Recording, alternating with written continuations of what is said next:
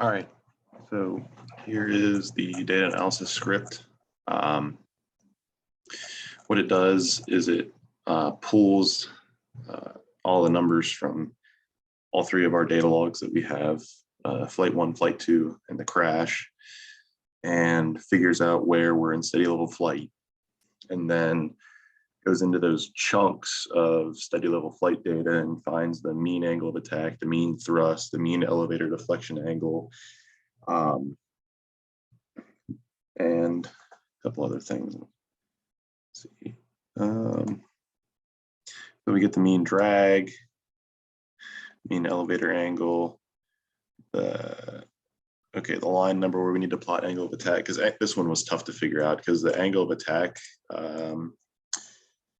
number or array that is generated by Mission Planner is not the same length as the as some of the other variables, so that was tough to figure out. But we got that. And then I created, for this one, it creates about 18 different figures. They auto-generate, so it's not anything hard. But it plots the angle of attack versus the line number for each steady level flight instance. So starting at figure 3, that's like instance 1.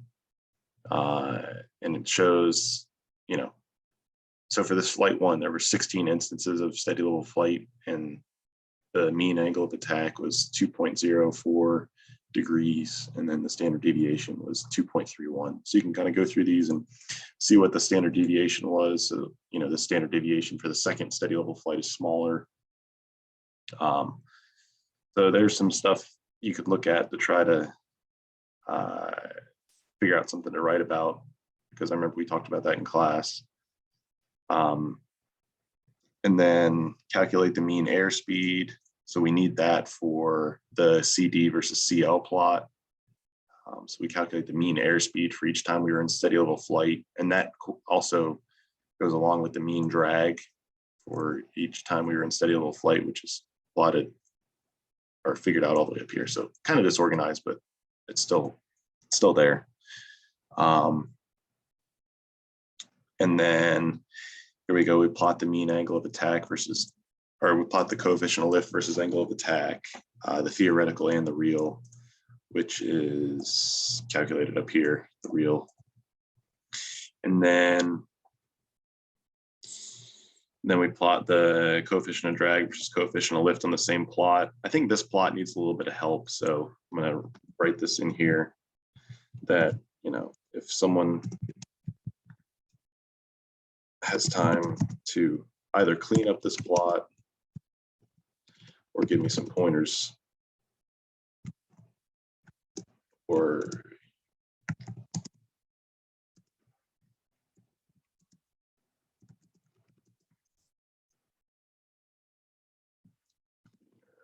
so you can kind of digest the code and let me know. This CD2 is just something I was trying to see if, I think I could just comment that out. I don't think CD2 is correct. That was just something that I tried. And then the negative is something, because when you look at the drag polar curve, it's a curve that goes below 0. So I thought to kind of mirror it over the x-axis, I don't know. I feel like this plot may not be of satisfactory. I think these guys are what we kind of want to look at, but I don't really know how.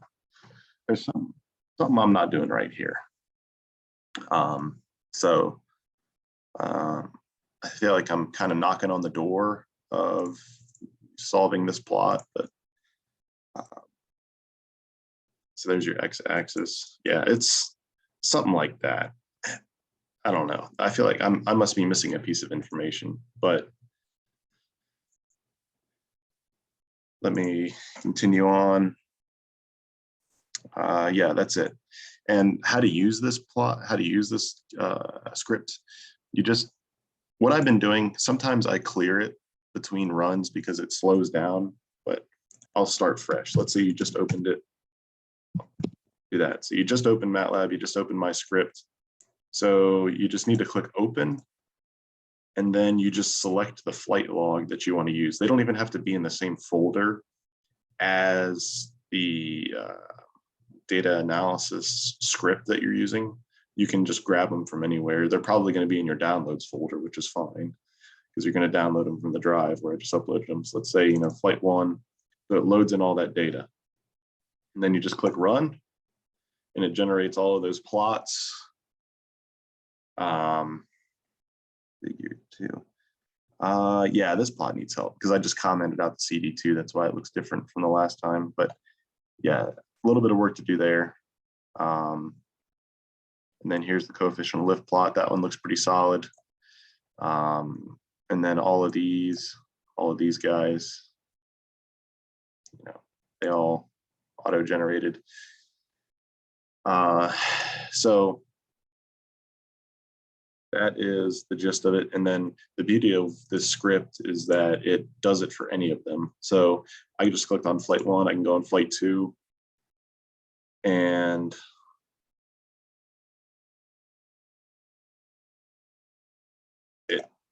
all right, so I need to clear everything first, sorry. So you got to clear it, and then you can load in flight 2 and hit run. And now all that stuff's popping up.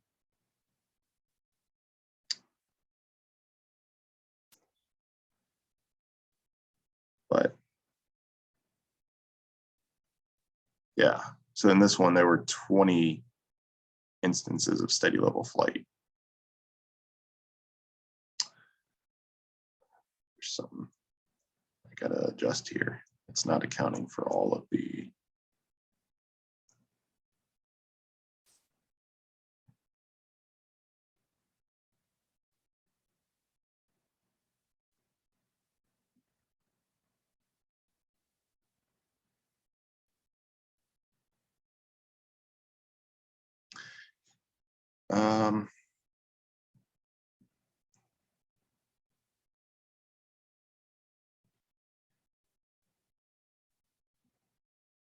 this is not accounting for the last 2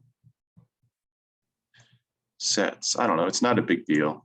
Okay, so figure 19 and 20, they don't have the mean printed out on them, but you can open up the mean. Yeah, I don't know why that happened, but you can open up the mean angle of attack variable over here, and you can see those last 2. I'm not going to sit here and I got it because I got to get going, but yeah, you can just open this guy up and you can see what they would have been, flight 17 and flight 18. I don't understand why they didn't pop up. There's something going on with the legend function that I used here, but anyway, that's the gist of it. I'm sure there's something that I missed. I'm sure by this point you're looking and say, you forgot this, dummy, but this is what we've got so far, and thanks.